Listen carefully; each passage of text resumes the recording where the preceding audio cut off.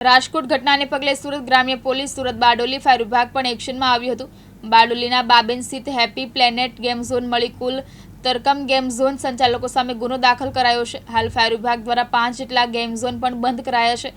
રાજકોટ ખાતે TRP game ઝોનમાં લાગેલી ઘટના બાદ જેમાં 24 જેટલા નિર્દોષો આગમાં ભૂંજાઈ ગયા હતા, જેથી રાજ્યભરમાં ગેમ ઝોન પર હવે તવાઈ બોલાવાઈ રહી છે।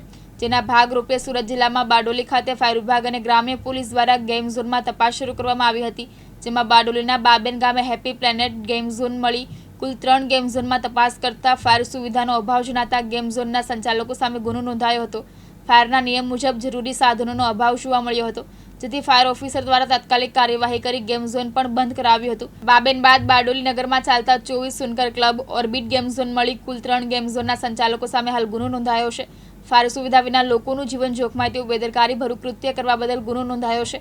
તંત્ર કાયમ મોટી દુર્ઘટના બને ત્યારે જ નીકળે, ગેમ ઝોન શરૂઆતમાં તકેદારી નહીં દાખવતા રાજકોટ જેવી ઘટના બનતી રહે છે। હાલ બારડોલી નગરમાં 5 જેટલા ગેમ ઝોનમાં ફાયર ટીમ દ્વારા તપાસ શરૂ કરવામાં આવી હતી, જ્યાં પણ તકેદારીના ભાગરૂપે તમામ ગેમ ઝોન બંધ કરવા આદેશ કરાયો હતો।